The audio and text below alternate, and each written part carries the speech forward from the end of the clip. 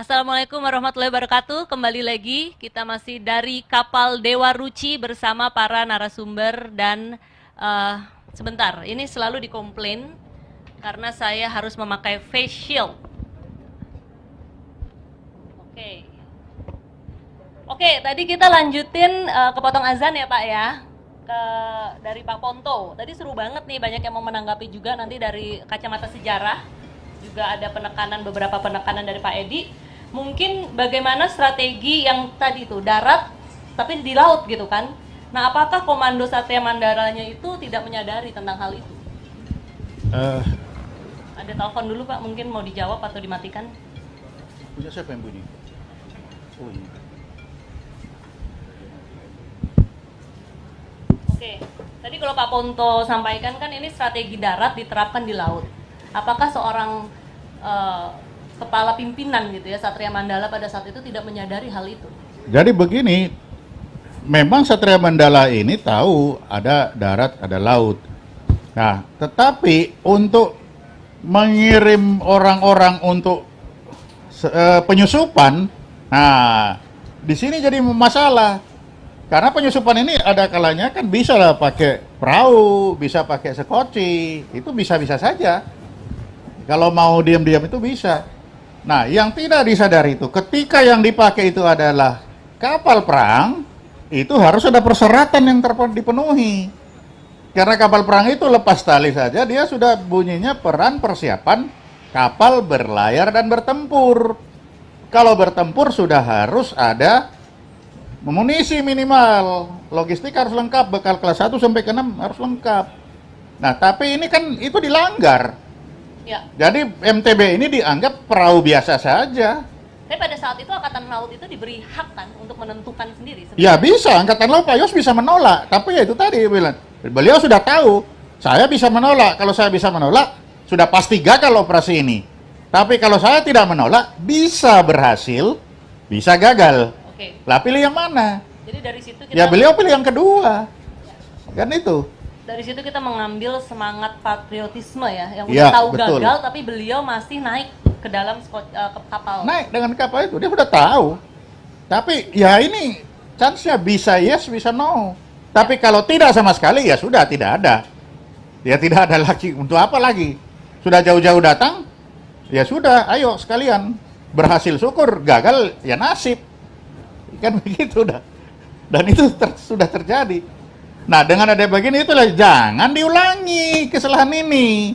Kita sudah tahu ada seperti itu.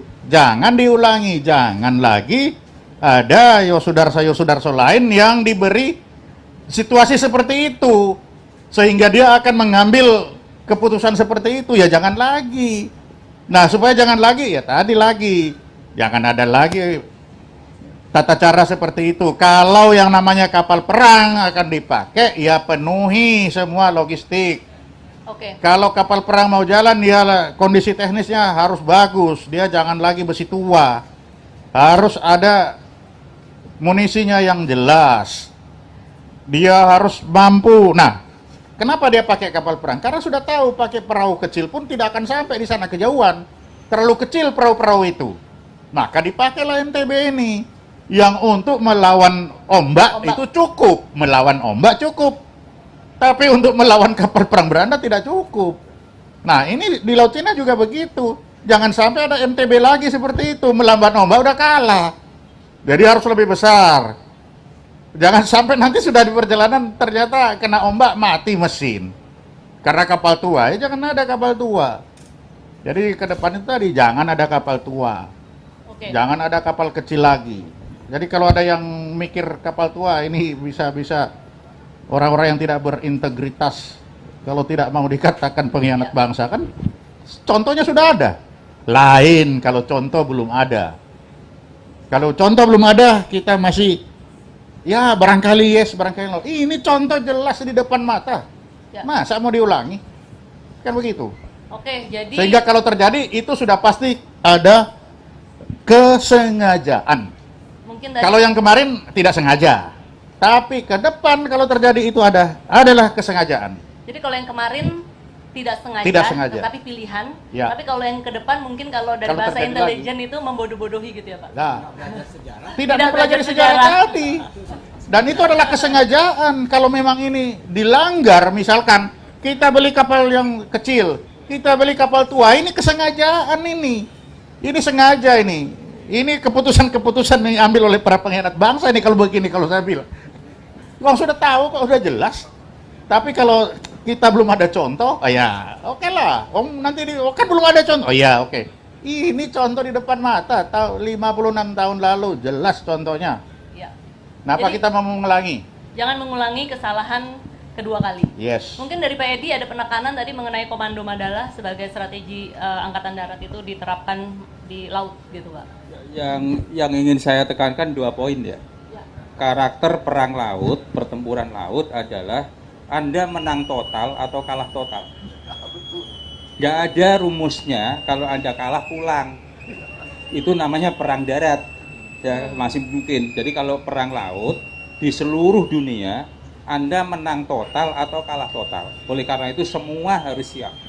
Itu karakter pertama dan itu harus disadari. Nah, kalau Laut Aru ini apa nih? Perang apa kalah total atau menang total? Ya kalah total. Ya, dari segi pertempuran, tapi bukan dari segi moralitas, patriotisme. Dari segi patriotisme justru kita menang.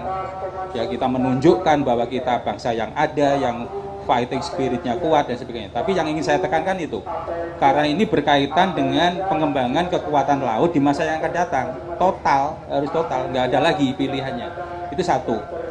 Yang kedua, wilayah kita tuh luar biasa besarnya. Ya. Dan 2/3-nya laut. Ya 95 BT 141 6 lintang selatan, utara 11 selatan, ya besar banget. Ya, dengan segini besarnya, maka karakter kekuatan laut Indonesia adalah yang disebut expeditionary. Ya, jadi kekuatan laut yang kita kembangkan adalah kekuatan laut yang ekspedisi sifatnya, armada ekspedisi. Kalau istilahnya Pak Ponto, bukan armada kolam. Ya, jadi karakter kekuatan laut kita dengan yang bentangan dari barat ke timur, utara, selatan, itu harus expeditionary sea power. Gitu, bukan untuk Laut Jawa, bukan untuk Laut Sulawesi, enggak. Untuk dari Sabang kalau perlu sampai Andaman, bablas sampai Pasifik. Itulah karakter angkatan laut, kekuatan laut yang harus kita bangun. Jadi jangan lagi mikir kapalnya itu yang operasinya 700, 1000. Enggak boleh. Ya, jadi itu yang ingin saya tekankan dengan melihat pelajaran dari pertempuran Laut Aru plus karakter rivalitas geopolitik, geostrategi yang akan datang. Itu yang dihadapi oleh Indonesia. Itu saja, Mbak Olivia. Oke, terima Ya, kasih makasih. Bapak. Nah, ini ada satu lagi nih ya sebelum kita ke adik-adik pramuka di sini untuk membuat pertanyaan. Ini dari kacamata sejarah. Ya dari sudut pandang sejarah tadi menanggapi hal tadi juga, dan pada saat itu sebenarnya negara mana aja ya Pak yang berkepentingan dalam konflik Indonesia Belanda, dan kalau saya lihat ini kan sebenarnya tidak hanya Laut Cina Selatan tetapi ancaman ini juga terjadi di Samudra Hindia misalnya. Begini, ini kan masalah Iran Barat itu ya, itu sebetulnya kelanjutan dari dekolonisasi ya. Kita diakui kedaulatan itu kan tahun 49, tapi kan belum selesai tadi ya. Masih ada satu daerah atau wilayah yang belum masuk ke dalam pangkuan Republik Indonesia. Nah, Belanda ini masuk dalam blok sekutu, ya. Di situ ada Amerika, di situ ada Australia yang dekat ya. Ini sebenarnya nggak suka Australia ini. Ini bedanya masa perang kemerdekaan itu Australia membantu kita, gitu. Tapi begitu masalah Irian dia tidak lagi membantu kita. Ya itu. Amerika 50-50 melihat satu pihak dia masih mendukung Belanda karena itu masuk di dalam blok sekutu, tapi di lain pihak ini dia incar ya buminya Papua itu kan, kemudian kita tahu ada Freeport, itu sebetulnya ada kaitan ke sana. Ya, jadi itu. Nah, saya ingin sedikit mengulas yang disampaikan Pak Ponto, dan saya setuju. Mungkin mindset kita masih darat, Pak. Ya, meskipun kita kita tanah air tentu saja ya, air kita lebih luas. Nah, oleh sebab itu kalau tinjauan ke belakang ya, ini bangsa bahari, ini bangsa yang di laut, maka ketika itu ya sering kita dengar lah ya, kalau orang tua kita kan kalau kita sudah berlebih dalam tindakan, dalam hal apapun gitu. Nah, jangan lupa daratan. Itu karena nenek moyang itu di laut terus kerjanya gitu. Nah, sekarang kebalik. Terlalu lama kita di darat, harus kita balik sekarang. Jangan lupa lautan. Jadi ini soal mindset Pak Ponto ya. Terus saya tambahkan tadi Mbak Olive, saya setuju. Mas Edi ya tadi ya. Saya kira tidak hanya Laut Cina Selatan Pak. India. Ya, Samudra Hindia ini. Saya ingat tadi Mas Iwan nyebut Alfred Tyerman. Abad ke-21 itu abad Samudra Hindia. Siapa yang menguasai Samudra Hindia itu menguasai dunia itu. Tapi mindset kita lagi-lagi Pak Ponto itu melihat Laut Selatan itu daerah belakang. Ya, memang ya Laut Cina Selatan oke. Selalu ancaman kita secara historis Pak. Itu memang dari utara. Bahaya kuning, Mongol, Jepang masuk. Tapi jangan lupa selatan. Maka saya kok melihat kamus kita ini orang darat Pak yang bikin. Ya, jadi kalau melihat utara itu kan kita mengatakan ya, mau mengemukakan. Kok mengutarakan? Kok nggak sekali-sekali selatan kan pandangan kita? Iya kan? Maka kita bisa dibokong dari selatan. Ya, iya sekali-sekali orientasi kita harus, karena dunia maritim itu tidak dunia yang ajak. Ya, kalau udah melihat satu-satu enggak, haluan tuh selalu berubah. Tergantung dari mana isu yang datang. Jadi Laut Aru atau Arafura itu kan laut selatan sebetulnya yang kita abaikan. Jadi ini pelajaran mahal Pak. Untuk menjadikan selatan itu jangan diabaikan. Gitu ya. Jadi itu ke depan ini jangan ya Laut Cina Selatan oke, tapi Samudra Hindia itu juga jangan diabaikan. India sudah masuk. Nah, kita yang garis pantainya panjang, ya, saya kira selain India, Australia, kita coba dari Aceh sampai Kupang. Ya kan? Jadi ada IORA kan ya, International Organization RIM apa itu? Iya, jadi negara-negara yang di bibir pantai Asia ini, itu kan mulai dari Afrika Timur, kan terus begitu. Itu kita anggap daerah belakang. Ya, daerah belakang paling-paling yang kita ingat Nyai Roro Kidul kan. Menyeramkan gitu. Jadi harus dibalik. Selatan juga ini harus diakrabi gitu. Jangan dianggap daerah belakang. Karena kita selalu melihat ke utara gitu. Jadi sekali lagi mindset darat saya setuju Pak, itu barangkali kita harus kita harus kembali melihat laut. Jadikan orientasi kita laut sebagai satu cara bagaimana kita memahami yang disampaikan Mas Edi tadi itu. Ini wilayah yang begitu luas, kita semua itu menurut saya itu beranda depan semua dong, ya kan? Jadi orientasi laut itu juga dalam pembangunan. Oh iya, pangkalan armada kita, nah Pak Ponto deh, di mana? Kok di Jakarta? Kok di Surabaya? Mesti Bengkulu tuh Pak, atau Padang ya, Emmahaven gitu ya, atau Cilacap. Wah, itu saya setuju, itu tesis saya itu. Itu tesis saya. Jadi selatan ini jangan diabaikan Pak. Lalu yang namanya Posal atau apa namanya Lanal ada di Bandung Pak. Cuma Cilacap aja yang di Cilacap. Yang Jawa Timur di mana? Di Malang. Ada gitu misalnya. Ya saya nggak tahu, mungkin gerak bisa juga dari Malang cepat gitu. Tapi tetap saja menurut saya belum orientasi pada laut. Gitu. Jadi kalau pembangunan itu harus orientasinya ke laut, bagaimana dengan pembangunan jembatan yang dilakukan saat ini? Iya, pembangunan kan Selat Sunda sekira nggak jadi ya. Saya kira nggak jadi. Ya kalau antar teluk boleh lah ya. Misalnya Teluk Kendari itu saya kira masih ya. Tapi biayanya lebih mahal. Lebih baik hidupkan armada saya kira. Ya jadi laut itu adalah strategis tadi disebut Mas Edi, dan juga sumber daya untuk kesejahteraan. Oke, kalau tadi sudah ketiga narasumber kita, mungkin satu lagi dari wartawan senior kita, wartawan Kompas. Aku satu kali pertanyaan sebelum adik-adik ini juga punya pertanyaan. Disiapkan ya adik-adik ya pertanyaannya. Sebagai sudut pandang dari wartawan nih, bagaimana dampak pemberitaan atau pers dalam mengubah opini dunia internasional? Ya kalau saya nomor satu, lagi-lagi wartawannya juga harus ngerti laut. Jujur aja, mayoritas wartawan nggak ngerti laut. Jangankan berlayar ke Pulau Seribu aja belum tentu ngerti. Padahal bicara laut itu bicara ini Mbak, multi perspektif. Orang ke laut tuh harus siap. lihat cuaca, lihat apa, nggak ada orang ke laut tuh nggak persiapan, dan dia harus berbagi fungsi. Maritiman ini, dunia maritim ini membangun mentalitas bangsa. Makanya kalau kosakata bahasa Inggris itu bagus sekali. Networking itu kan fellowship, teman di kapal. Fellow at the ship.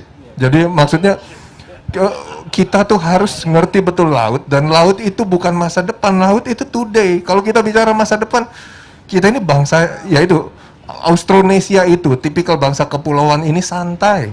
Dibilang masa depan yang emang nggak dipikirin. Ya kita harus bisa lihat hari ini. Laut, our sea is today. Tempo hari waktu rame-rame, berapa kali rame soal laut Natuna, saya bilang, saya berapa kali ke sana. Gimana kita mau mengklaim ZEE kita kalau nelayan lokalnya cuma di sebelah selatan, kapalnya nggak dipakai ke utara, tetap balik. Sementara kapal nelayan Cina, kapal nelayan Vietnam itu bisa. Jangankan kapal asing, saya waktu itu sempat diskusi, mau datangkan nelayan-nelayan dari Pantura Jawa yang bisa berlayar sana. Saya bilang, kalau nggak dioplos ABK-nya, nanti ribut dengan nelayan lokal. Ini kalau nelayan pendatang dapatnya lebih banyak. Itu kan lucu gitu loh, kekayaan di depan rumah sendiri, kita nggak urus, bangsa kita sendiri yang datang juga masih marah juga. Itu kan nggak karu-karuan. Jadi buat saya yang paling penting, media juga harus bisa mendorong Indonesia tuh maju. Fleetnya nggak cuma fleet militer, itu maju dengan fleet ekonominya, dengan merchant navy-nya, kapal dagang, pelautnya. Saya pernah diskusi dengan teman-teman Filipina. Filipina itu kalau mau menyabot ekonomi dunia gampang. Pelaut Filipina tuh banyak di kapal dagang, kapal pesiar. Dia mogok aja ekonomi dunia bisa goyang. Pelabuhan San Diego, pelabuhan New York, pelabuhan Shanghai, pelabuhan Tokyo tuh bisa goyang kalau pelaut Filipina strike. Walaupun angkatan laut Filipina kita tahu kapalnya ecek-ecek. Itu maksudnya kalau kita bangun sama, militer dan ekonomi majunya sama. Itu yang dilakukan Inggris, itu yang dilakukan Amerika, itu yang dilakukan Belanda. Nah, balik lagi tadi ke cerita Pak Ponto, bagaimana soal bocor. Ya kami pernah mengumpulkan bahan Pak dari lembaga yang sama. Itu perang 4549, Nevis, intelijen Belanda, itu posisi batalion kita dia detil sekali Pak. Gelar pasukan kita, gimana tentara kita, perang yang kita nonton film Janur Kuning 6 jam di Jogja, ya sebetulnya ya informasi kita tuh udah bocor nggak karu-karuan. Itu. Nah ya media ya harusnya mendorong, termasuk dimulai dengan awak medianya tahu kelautan, maritim ya, orangnya orientasinya ke darat berat kita. Jadi sebelum media itu ingin mendorong atau menulis berita-berita untuk mengubah opini dunia, itu yang paling penting itu wawasan mengenai maritim, bahari, kelautan ini tuh harus diperdalam ya. Oke, saya setuju sekali. Mungkin adik-adik gimana? Ini tadi udah bisik-bisik, Kak mau nanya nih Kak. Aku buka 3 pertanyaan ya. Di sini ada adik-adik pramuka, ada 6 orang. Tadi sudah berunding, 3 pertanyaan dibuka. Siapa yang mau nanya duluan? Berdiri, coba perkenalkan namanya. Kesini deh. Pakai mic. Ini boleh pakai mic aku. Jadi di sini adik-adik pramuka ini mengikuti diskusi ini dari awal sampai sekarang. Oke, ini namanya siapa? Coba diperkenalkan.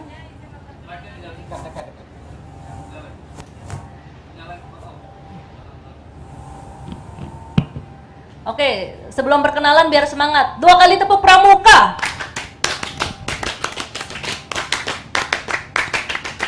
Salam pramuka. Oke, ini namanya selar ya. Namanya kok ini selar? Gimana ini namanya? Bisa selar aja nggak ada nama panjang? Ada nama panjangnya. Oke, coba Sebelumnya perkenalkan. izin memperkenalkan diri, nama saya Nur Malasari dari Saka Bahari, Jakarta Timur. Kak, izin bertanya. Untuk siapa bertanyanya? Ayo. Ya udah pertanyaannya dulu nggak apa-apa.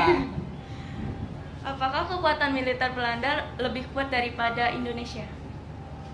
Oke, ini pertanyaannya kira-kira siapa ya yang cocok? Yang pasti Pak Ponto udah pasti. Kalau Pak Ponto ini cocok semua kayaknya ya. Pertanyaan bisa selesai semua. Kalau kita bagi dulu ke enggak militer ya. Oke. Kalau tadi mungkin adik-adik melihat ini kan kok seolah-olah kekuatan militer Angkatan Laut Indonesia ini tidak siap. Apakah Belanda itu lebih kuat? Mungkin jawaban dari Pak Ponto gimana? Jadi Belanda kan sudah lahir duluan dari Indonesia. Jadi kalau mereka punya kapal lebih besar ya itu wajar lah. Kalau dari sejarah gimana? Apakah Ya. Belanda itu lahir duluan dari Indonesia? Gimana Jadi- nih? Tadi Sebagai negara. Tadi kita sepakat. Oke, Jadi sebagai negara Republik Sebagai Indonesia. negara Republik Oke, Indonesia, berarti 1945 Belanda itu hitungannya. duluan. Oh iya, oke. Karena menjajah Tapi kalau pulau-pulau sebagai semangat kita lebih lama. lebih lama ya. Karena apa? Di Borobudur kita bisa lihat ada 10 relief kapal layar. Jadi duluan mana kapal, dan model kapal layarnya itu seperti kapal-kapal Belanda. Jadi duluan mana Belanda atau duluan kapal yang ada di Borobudur? Duluan kita dong. Nah, kalau gitu jangan artinya dong kalau kita- dari situ, dari Borobudur ya, kita baru bicara Borobudur kan saat itu. Belum bicara NKRI. Oke. Tapi kalau dikaitkan dengan Yosudarso kan itu sudah NKRI. Kalau saat itu ya jelas 60-an Belanda ya, duluan. karena 60-an setelah 45 Iya, gitu setelah ya. 45 itu kan jelas Belanda duluan. Dia punya, dan sejarah membuktikan kapal tua Belanda dikasih ke kita. Nah, masa kita mau terus dikasih kapal tua terus? Berarti artinya kalau Indonesia ya, kita bicara Indonesia karena setelah pasca kemerdekaan gitu Iya, kan. pasca kemerdekaan itu. Nah, kalau kita Indonesia bisa belajar dari leluhur atau nenek moyang Nah, sebagai sa- nenek moyang kita yang pelaut itu. tadi, harusnya bisa lebih kuat kembali. dong. Ya Harusnya bisa jelas lebih kuat dong. Memang kita harus kembali ke zaman leluhur, harus kembali ke Borobudur. Bagaimana di Borobudur kok ada 11 relief kapal niaga di sana. Entah kapal niaga, entah kapal tempur yang nggak jelas. Tapi yang jelas ada kapal berlayar yang mirip kapal-kapal Belanda. Nah, apakah Belanda belajar di situ? Tidak mungkin itu belajar ke Belanda kan? Pasti Belanda belajar ke situ. Oke, Jadi kalau memang lihat dari situ kita duluan. Oke. Tapi sebagian KRI saat itu ya dia duluan. Kan begitu aja. Ya itu tinggal duluan mana telur sama ayam kan kayak tadi itu. Bingung loh, ini nggak dijawab loh, belum dijawab loh ini pertanyaan adik-adik. Jadi kalau pertanyaan tadi kalau kita kaitkan hari ini dengan adanya Yosudarso, ya Yosudarso ini kan sudah 65. pasca kemerdekaan. Dan pasca kemerdekaan ya fakta membuktikan dia kapal besarnya kayak begitu 100 meter, Ya, kita datang hanya dengan 50 meter. ya. Jadi sudah pasti dia udah menang. Dia datang dengan meriam 120 meter, kita hanya datang dengan meriam 12,7. Dan ada 3 kapal ya Pak? Dia 3 kapal, kita 3 kapal juga. Ya, 3 punya meriam 120 meter, 120 milimeter. Kita hanya 3-3-nya 12,7. Dengan ya itu dia dengan torpedonya nggak ada. Nah, kan itu. Jadi dari situ sudah kalah, dan ya memang kita saat itu memang mereka diperlakukan sebagai perahu, bukan diperlakukan sebagai KRI, bukan kapal perang. Ya itu resiko. Nah, dengan risiko ini jangan mau kita ini terulang lagi. Itu. Iya. Oke, udah puas deh Iya dijawab kan? ya. Jadi pada saat pasca kemerdekaan kejadian Ya. Laut Aru ini ya Belanda lebih unggul ya secara peralatan militernya gitu. Oke, ada lagi yang bertanya tadi selain Selar. Tadi Selar nama panjangnya siapa ya? Selar Nurmalasari. Selar ini kan nama ikan bukan ya? Iya. Ikan dari mana ya? Ayo deh, sambil yang kedua. Namanya bagus sekali. Jarang loh ya kita dengar nama Selar gitu. Nama maritim loh. Iya, nih bahari banget ini. Ayo perkenalkan diri adik. Izin Kak memperkenalkan diri, nama saya Fauzan Ali dari Sakabahari Jakarta Timur. Bagaimana jalur logistik Belanda saat berada di Papua? Terima kasih Kak. Nah ini yang mau dijelaskan sejarawan Pak Iwan mungkin ya sebagai banyak sekali menulis buku-buku sejarah Pak Iwan. Oke, bisa dijawab langsung Pak Iwan. Yang saya tahu networkingnya itu zaman itu kampus salah satu yang sekarang jadi bagian kampus Uncen itu bagian dari konsorsium South Pacific University. Jadi itu ke Tonga, Fiji. Jadi networking ke wilayah Pasifik Selatan ada, ke Singapura juga ada. Nah, beberapa sesudah penyerahan Irian ke Indonesia, beberapa serdadu kenil di sana, ada yang ke Belanda langsung, ada yang ditugaskan Belanda, Angkatan Darat Belanda sebagai bagian batalion Belanda di Perang Korea. Yang dari itu, beberapa adalah orang-orang Belanda Indo yang berdarah campuran Jawa juga yang di penempatan di sana. Itu udah percampuran ya. Oh, banyak sekali orang-orang Indo, dan ketika mereka tinggal di Belanda Saya pernah berapa kali terakhir juga datang dan dampingi Bapak Kadis Penal kita. Begitu mereka lihat rombongan TNI ya mereka lahir di Indonesia, keluarga negaranya Belanda, lihat seragam TNI ya semua begini, selamat pagi, salaman. Hatinya ya sebetulnya buat saya mereka itu diaspora Indonesia. Ya politik lah yang membuat begini. Ya. Oke, terima kasih Kak Iwan. Nih kalau adik-adik biasanya manggilnya kakak semuanya di sini ya. Adik-adik pramuka, ada satu lagi kesempatan nanya untuk adik-adik pramuka. Kamu oke, silakan. Kita masih muda ya buat manggil kakak. Iya, manggilnya kakak semua kalau di pramuka. Ini dari mana? Kalau tadi dari Saka Bahari ya. Perkenalkan Natasha. Selamat sore, Pak narasumber yang saya hormati dan Kak Olivia. Salam Pramuka. Salam. Jadi yang mau saya tanyakan, maaf, nama saya Natasha Eka Putri dari Sakabahari, Kota Jakarta Selatan. Oke. Jadi yang mau saya tanyakan ini, bagaimana kami generasi muda menyikapi dan strategi berpikir seperti apa yang harus kami tanamkan agar kesalahan yang terjadi pada pertempuran laut Arafuru ini tidak terulang kembali di masa depan, di kemudian hari gitu. Baik ini dari sudut pandang pers, sejarah, akademisi ataupun intelijen militer. Seperti itu pertanyaannya. Terima kasih. Oke, terima kasih. Ini yang mau menjawab Saya.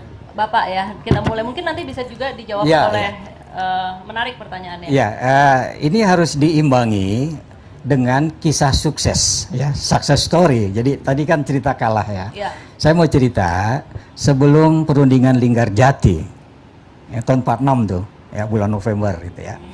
Jadi itu delegasi Belanda itu tidak langsung mendarat atau berlabuh di pelabuhan Cirebon, tapi ditahan di luar. Dia atau mereka itu berada di kapal Bunkert, itu destroyer, itu kapal perang ya. Nah sementara itu kapal Gajah Mada itulah yang mau menjemput gitu ya. Oh itu terjadi pertengkaran, terjadi perdebatan ya, tidak mau begitu saja Belanda, delegasi Belanda itu dijemput oleh KRI Gajah Mada itu. Ya, jadi itu terjadi manuver seperti apa yang laporannya itu dibuat oleh Schermerhorn, itu ketua delegasi Belanda ya, ingat nggak Schermerhorn ya. Jadi kalau jadi akhirnya berubah sikap Belanda itu, mau dia 2 orang Belanda ikut kapal Gajah Mada.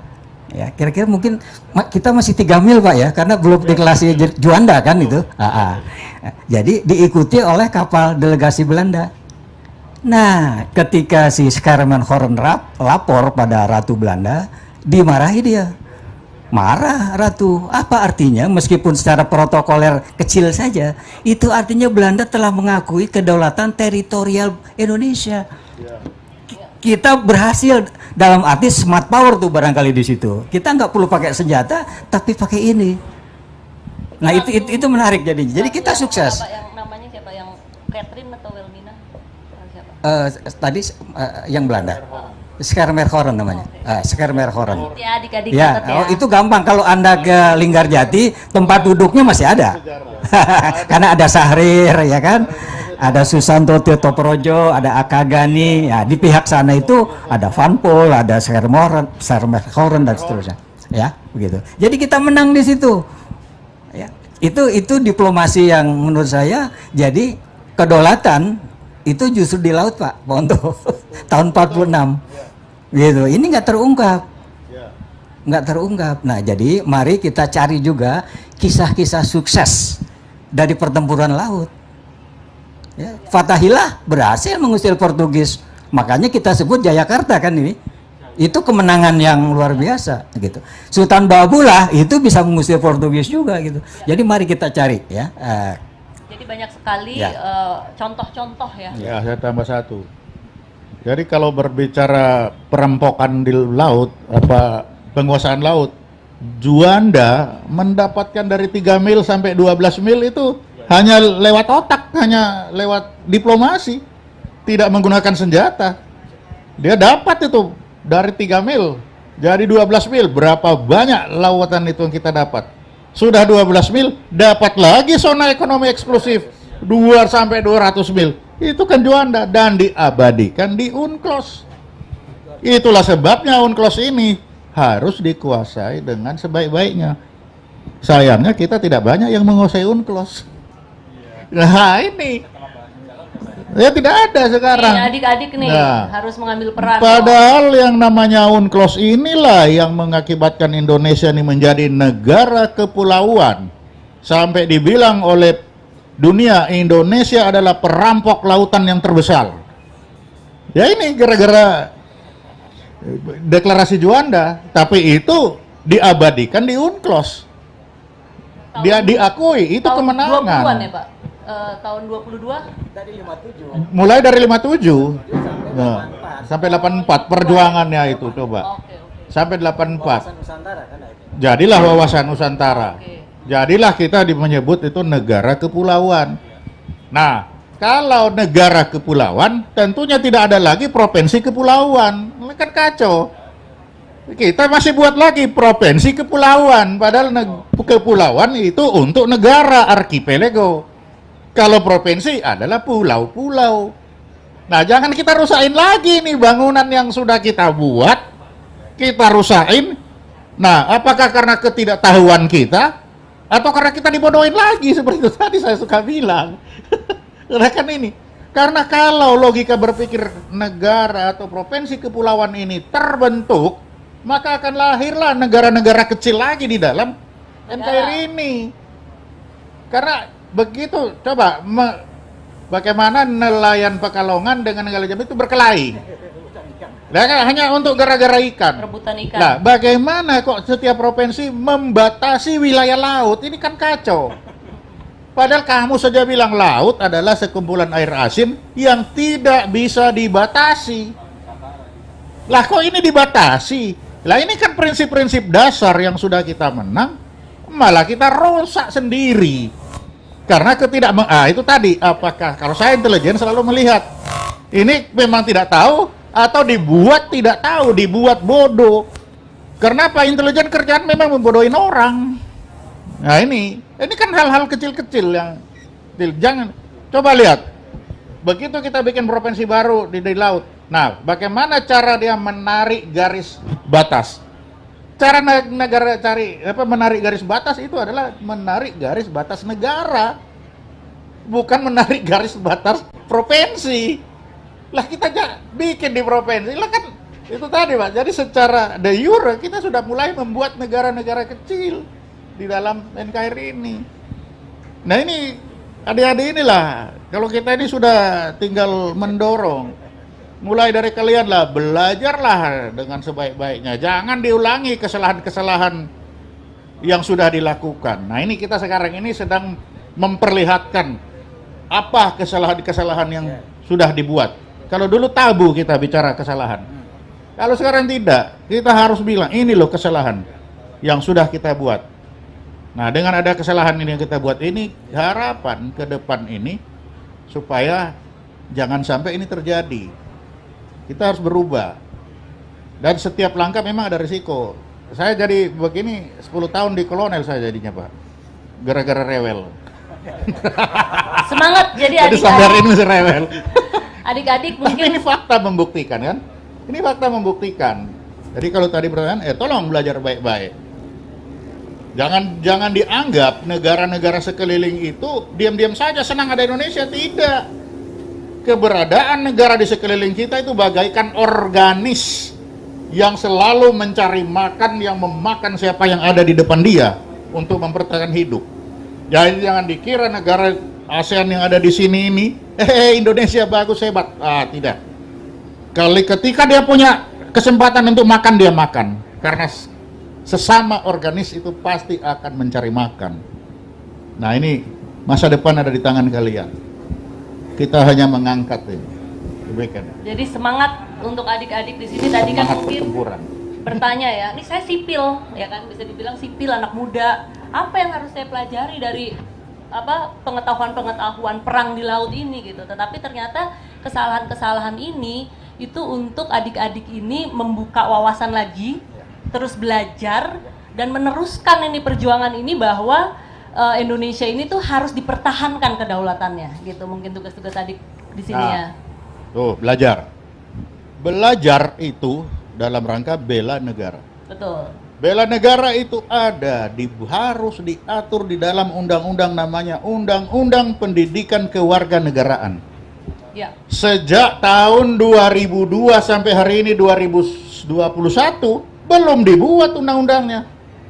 Padahal perintahnya itu Undang-Undang Nomor 3 2002 itu agar membuat Undang-Undang Pendidikan Kewarganegaraan. Ya. Sampai hari ini tidak dibuat. Lalu ada apa? Apa susahnya? Nah ini, jadi adik-adik ini kebingungan apa yang mau dia pelajari. Pantas dia bertanya, pantas kalau mereka tidak tahu.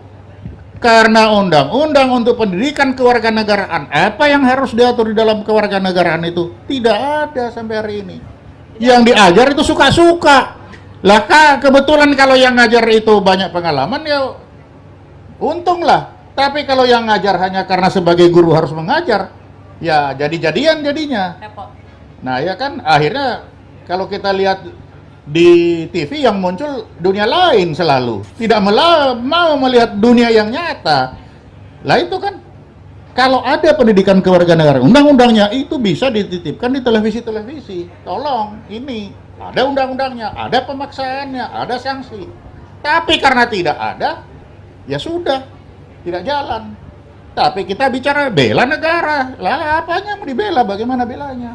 Nah ini sekalian kan, ya pertanyaan itu. Barangkali Pak, tambahin. Mungkin ada tambahan dari Pak Edi tadi udah tunjuk-tunjuk, mau menambahkan. Poin pertama hampir sama ya. Selalu yang saya tekankan kepada mahasiswa saya, generasi muda adalah pelajari sejarah. Itu nomor satu. Pelajarilah jati dirimu. Ya, kenapa bangsa Indonesia lahir sehingga akan muncul kuat ideologi kebangsaan. Dan Indonesia itu mau diapa-apakan pasti beragam. Jangan ribut soal keragaman. Pasti beragam, ya, dari barat sampai timur itu semuanya beragam Indonesia. Jadi pelajarilah sejarah. Nggak ada bangsa yang besar yang tidak mempelajari sejarahnya. Itu satu, jadi hampir sama itu. Yang kedua, tugas generasi muda dan juga nanti dengan arahan dari yang sudah berpengalaman adalah identifikasi sektor apa yang akan menjadi area kompetisi negara besar. Identifikasi sektor apa yang menjadi area kompetisi, area persaingan.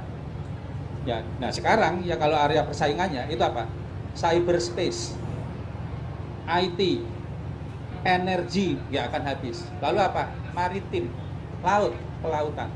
Itu adalah area kompetisi ke depan. Nah, baru yang ketiga, tugasmu adalah kira-kira kamu akan unggul di mana. Tidak ada bangsa yang unggul semuanya. Ya, jadi kamu akan unggul di mana, itulah yang harus disiapkan. Nah kita pendidikan kita nggak nyiapkan. Kalau misalnya tiga sektor utama ya, 3 aspek bukan sektor sekarang. Pendidikan dasar itu pada dasarnya harus 3 hal yang ditanamkan. 1 etika, 2 patriotisme, 3 logika. Cukup itu. Nggak perlu kemudian kurikulumnya itu berat banget sampai ngelihat anak SD bawa koper.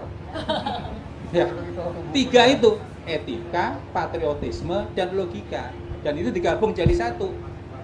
Jadi misalnya anak SD digiring ke sungai, ya sungai ini kalau pelajaran untuk logikanya suruh ngarang aja 1 paragraf, saya tadi ke sungai, di sungai melihat ada bebek, biologi bebeknya, ya bebeknya jadi biologi, sungainya harus bersih, etika terhadap lingkungan.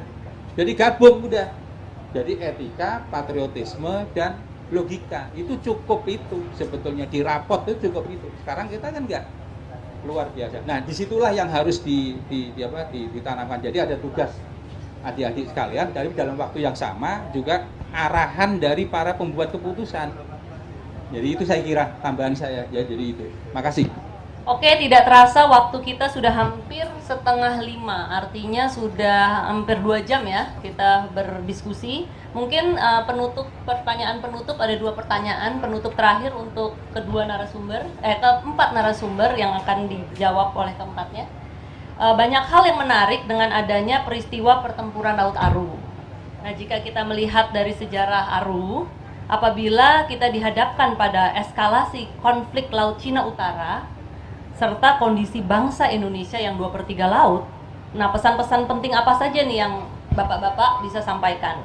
Kemudian yang terakhir pertanyaannya, bagaimana realisasi kebijakan Presiden kita yang tentang proses Indonesia itu sebagai poros maritim dunia dan program Indonesia Maju dengan adanya spirit dari Yos Sudarso? Terima kasih, mungkin akan dijawab singkat oleh dari Pak Iwan. Ya, terima kasih. Kalau saya sih persoalan di Laut Cina Selatan maupun Samudra Hindia, yang utama adalah 1, bangun ekonomi, 2, bangun militernya, ini jalan paralel, 3, membangun soft diplomasi. Saya berapa kali diskusi, misalnya menghadapi Angkatan Laut India. Mereka bangun pangkalan di Port Blair dekat Aceh. Kalau saya, ya gunakan kita sesama bangsa Asia, Cina, India, Indonesia, apalagi ada kedekatan sebagai pendiri Asia Afrika. Bayangkan secara kultural, kalau kita punya kapal patroli namanya Bima Arjuna Yudhistira, tahu-tahu ditenggelamkan Angkatan Laut India, itu Kementerian Pertahanan India bisa dibakar orang India. Kalau kapal Angkatan Laut India, karena simbol-simbol budayanya sama seperti Laut Cina Selatan. Saya bilang berapa kali diskusi dengan teman-teman di kamar, kalau saya selain KRI John Lee, bikinlah kapal rumah sakit, kasih nama istrinya Sunan Gunung Jati, Nyai Ong Tin, kasih nama huruf Cinanya, suruh kunjungan ke pangkalan-pangkalan selatan Cina, bahwa ternyata secara kultural ada hubungan. Nah, hubungan-hubungan inter-Asia inilah yang dekat, apalagi kalau bicara tadi Austronesia.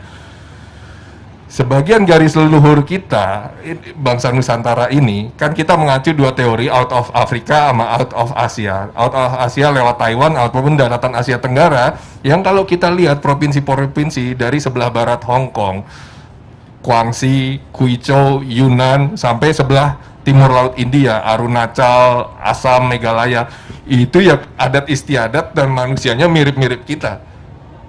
Pendekatan budaya ini penting, apalagi kalau dalam tradisi Asia Timur, Cina, Jepang, Korea, Taiwan, Vietnam, mereka belajar Konfusianisme. Dari sekian puluh tokoh Konghucu Konfusianisme, itu tokoh-tokohnya ada yang Melayu, ada yang Jepang, bahkan ada yang Farsi. Pendekatan budaya inilah yang seharusnya Indonesia bisa mainkan, karena tidak membuat orang merasa terancam, termasuk tadi bicara di wilayah Pasifik, sebelah utara Papua, Republik Mikronesia, presidennya keturunan Ambon. Sementara dinasti leluhurnya ada cagar UNESCO, ada Candi Batu, namanya dinasti Sedulur. Saya tanya sama Kemdiknas sama Kemlu, itu dieksploitasi nggak sama kita? Buat legitimasi kita di Pasifik Selatan? Belum, Mas. Itu maksudnya banyak hal-hal secara soft, ekonomi, militer, dan pendekatan soft diplomasi ini jalan sama-sama. Kalau saya itu aja, terima kasih. Oke, terima kasih Pak Iwan. Mungkin dilanjutkan oleh Pak Zudi. Iya, saya singkat aja. Ini soal mindset tadi ya. Jadi kemanapun arah ya, kita mengedepankan laut. Ya, jangan, ya ini kata Pak Jokowi juga. Jokowi berarti, saya mau katakan gini, visi misi bangsa kita Pak, ternyata itu sejarah. Sejarah, coba kan mau menjadikan negara kita poros maritim, ya kan, yang kuat, atau negara maritim yang kuat. Lalu misinya apa? Menjadikan bangsa kembali jaya di laut. Kalau mengembalikan itu artinya pernah. Kalau pernah ya sejarah, itu aja. Oke, terima kasih. Lanjut oleh Pak Ponto. Ya, terima kasih. Saya ada 2. Jadi yang pertama, ancaman nyata kita adalah Laut Cina Selatan, itu sudah jelas ada di sana. Sehingga mau tidak mau, suka tidak suka, kita harus mempersiapkan kekuatan laut. Oleh karena itu kekuatan laut dalam hal ini yang menjadi unsur utama. Kekuatan itu adalah TNI AL. Ini harus dilengkapi dengan kapal-kapal besar yang baru dengan senjata yang mutakhir. Jangan lagi kita ulangi kesalahan 56 tahun yang lalu, kapal kecil dan tua tidak punya munisi. Jadi untuk menghadapi ancaman nyata, kita harus menyiapkan TNI AL ini dengan kapal baru, besar, dan amunisi yang mutakhir. Yang kedua, untuk mensukseskan poros maritim dunia. Poros maritim ini bertumpu kepada pelayaran. Pelayaran ini akan berhasil apabila penegakan hukum di laut itu terlaksana dengan baik. Penegakan hukum ini ada perintah presiden yang sangat jelas. Transformasikan Bakamla menjadi Indonesia Sea and Coast Guard. Sampai hari ini belum dijalankan. Jadi kalau poros maritim ini, dunia ini harus atau ingin supaya ini sukses, maka transformasi Bakamla menjadi Indonesia Sea and Coast Guard harus segera dilaksanakan. Terima kasih. Baik, terima kasih Pak Ponto. Mungkin terakhir dari Pak Edi. Ya, untuk pertanyaan pertama saya tidak akan mengulangi ya. Yang kedua, saya punya perspektif yang sederhana mengenai poros maritim. Poros maritim itu artikan 2 poin, ya. Indonesia sebagai kekuatan maritim dan kekuatan laut, dan Indonesia sebagai pusat interaksi maritim. Ya, itu artinya. Nah, untuk bisa menjadikan itu ada beberapa yang harus dibangun. Nah, ini hampir sama dengan Pak Ponto. Mulai dari kekuatan laut, kekuatan industri maritim, ekonomi maritim, hukum laut, pendidikan juga yang berorientasi ke laut.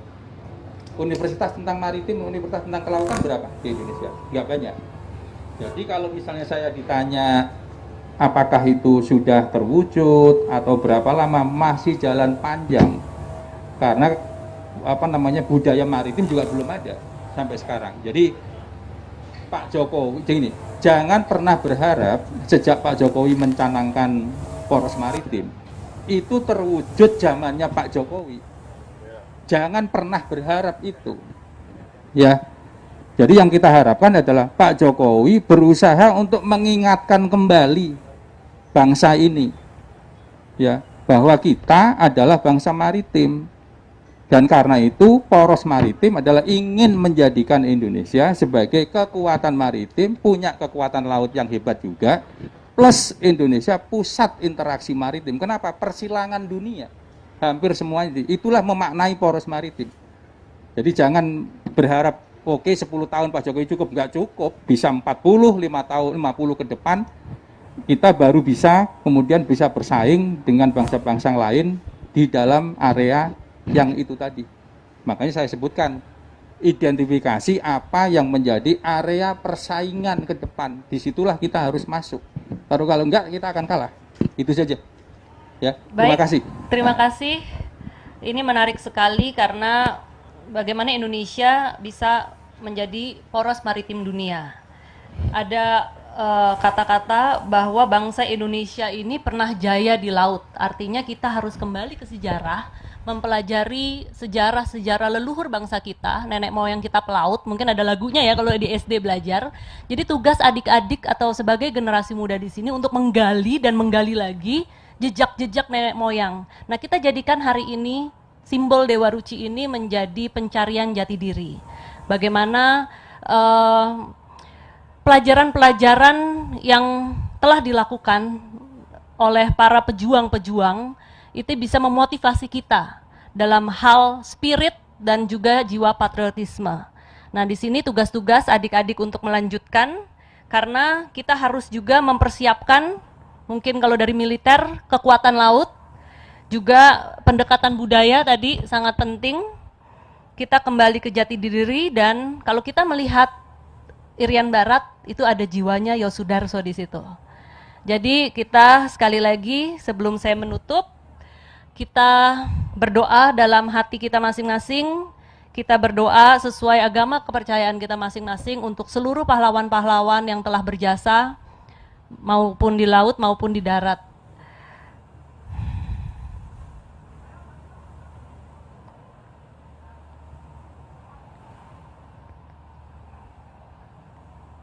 Amin ya Rabbil Alamin. Itulah tadi perbincangan dengan para narasumber kita hari ini. Semoga apa yang disampaikan sangat bermanfaat untuk kita dan juga untuk generasi muda atau khususnya generasi milenial dalam meningkatkan semangat nasionalisme dan patriotisme generasi muda di tengah-tengah era globalisasi saat ini. Sayang sekali waktu kita sudah habis karena sudah 2 jam. Terima kasih untuk seluruh narasumber, terima kasih untuk seluruh pemirsa dimanapun Anda berada, terima kasih untuk adik-adik yang tetap semangat mengikuti dialog yang untuk generasi milenial mungkin bisa dibilang cukup berat. Tetapi tugas kalian itu masih panjang, mari kita gali dan gali lagi sejarah kekuatan bangsa kita.